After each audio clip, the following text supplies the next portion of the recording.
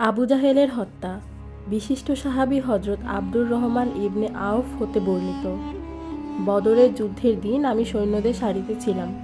এমত অবস্থায় হঠাৎ ডানে এবং বামে অল্পবয়স্ক দুজন যুবককে দেখতে পেলাম। তাদের উপস্থিতিতে আমি নিজেকে নিরাপদ মনে করতে পারলাম না।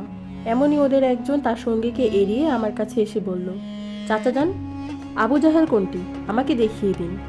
আমি বললাম, ভাতিজা, তাকে তোমার কি প্রয়োজন? সে বলল, আমরা জানতে পেরেছি সে রাসূল সাল্লাল্লাহু সাল্লামকে অনেকবার কষ্ট দিয়েছে। সে সত্তার কসম, যার হাতে রয়েছে আমার জীবন, যদি আমি তাকে দেখতে পাই তাহলে যতক্ষণ আমাদের মধ্যে যার মৃত্যু পূর্বে অবধারিত হয়েছে সে মৃত্যুবরণ না করবে ততক্ষণ আমার অস্তিত্ব তার অন্তিম থেকে পৃথক হবে না। তিনি বলেন, আমি তার এই কথায় একদম অভিভূত হয়ে পড়লাম। তিনি বলেন, দ্বিতীয় জন এসে ইঙ্গিতে আমাকে ওই একই কথা বলল। এরপর আমি প্রত্যক্ষ করলাম যে আবু জাহেল লোকজনদের মাঝে চক্কর দিয়ে বেড়াচ্ছে। আমি তাদের উদ্দেশ্যে বললাম, আরে দেখছো না, ওই যে তোমাদের শিকার, যার সম্পর্কে তোমরা আমাকে বলেছিলে।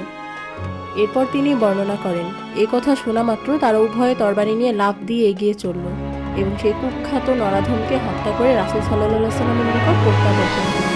রাসূল সাল্লাল্লাহু সাল্লাম বলেন, তোমাদের উভয়ের মধ্যে কে হত্যা করেছে? তারা উভয়েই বলল, আমি হত্যা করেছি। রাসূল সাল্লাল্লাহু আলাইহি ওয়াসাল্লাম পুনরায় বলেন, তোমরা কি নিজ নিজ তরবারি মুছে ফেলেছ? তারা বলল, না। এরপর রাসূল সাল্লাল্লাহু আলাইহি ওয়াসাল্লাম উভয় তরবারি দেখে বলেন, তোমরা উভয়ই তাকে হত্যা করেছ। অবশ্য আবু জাহেলের সামান অর্থাৎ জিনিসপত্রগুলো তিনি মুয়াজ ইবনে আমর ইবনে জামুহকে প্রদান করেন। আবু জাহেলের এই দুই হত্যাকারীর নাম হল মুয়াজ ইবনে আমর ইবনে জামুহ, মুয়াজ ইবনে আফরা। আবু জাহেলের জিনিসপত্র একজনকে এই কারণে দেওয়া হয়েছে, পরে মুয়াজ সেই তার মাথা শরীর থেকে বিচ্ছিন্ন করেছিল। ইবনে ইসহাক বর্ণনা করেন, মুয়াজ ইবনে আমর ইবনে জামুহ বলেন, আমি মুশরিকদেরকে আবু জাহেল সম্পর্কে বলতে শুনলাম। সে ঘন বৃক্ষসমূহের ন্যায় বর্ষা ও তরবারির ভিড়ের মধ্যে ছিল।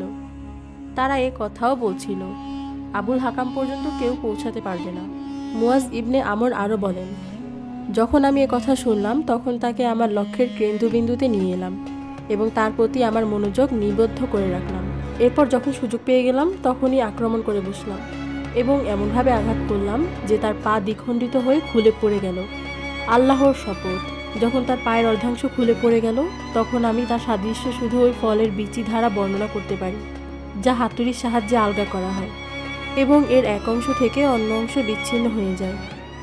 তিনি বলেন, এদিকে আমি যখন আবু জাহেলকে আঘাত করলাম অন্য হাত কেটে গিয়ে চামড়ার সাথে ঝুলে গেল।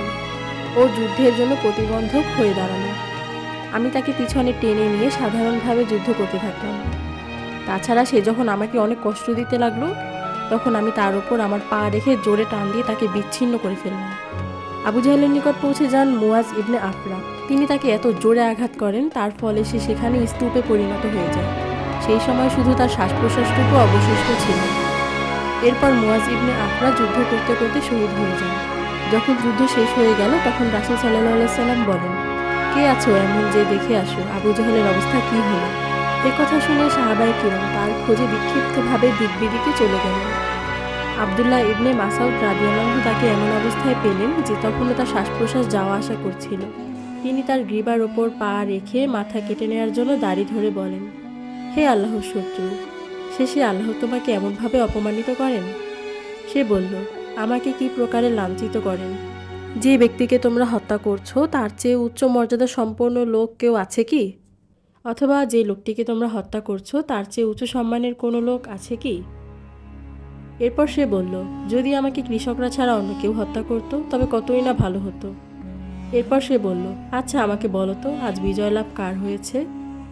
আব্দুল্লাহ ইবনে মাসউদ রাদিয়াল্লাহু আনহুকে বলল, যিনি তার গিবার উপর পা রেখেছিলেন, হে বকরির রাখাল, তুমি বড়ই উঁচু ও কঠিন জায়গায় চলে গিয়েছো। প্রকাশ থাকে যে আব্দুল্লাহ ইবনে মাসউদ রাদিয়াল্লাহু আনহু মক্কায় বকরি চড়াতেন। এই কথোপকথনের পর আব্দুল্লাহ ইবনে মাসউদ রাদিয়াল্লাহু আনহু তার মস্তক কেটে নিলেন। এদিকে রাসূলুল্লাহ সাল্লাল্লাহু আলাইহি সাল্লামের নিকট হাজির করে বলেন, হে রাসূল, এটা আল্লাহর শত্রু আবু জাহেলের মস্তক। রাসূল সাল্লাল্লাহু আলাইহি সাল্লাম 3 বার বলেন, সত্যি, ওই আল্লাহর শপথ, যিনি ছাড়া অন্য কোনো মাবুদ নেই। তারপর তিনি বলেন, আল্লাহই সবচেয়ে মহান, ওই আল্লাহর সমুদয় প্রশংসা, যিনি তার ওয়াদাকে সত্য প্রমাণিত করেছেন। প্রিয় বান্দাকে সাহায্য করেন এবং একাই সমস্ত দলকে পরাজিত করেন। রাসূল সাল্লাল্লাহু আলাইহি ওয়াসাল্লাম বলেন, চলো আমাকে তার মৃতদেহ দেখাও। আব্দুল্লাহ ইবনে মাসউদ রাদিয়াল্লাহু আনহু বলেন, আমি তাকে নিয়ে তার মৃতদেহ দেখালাম।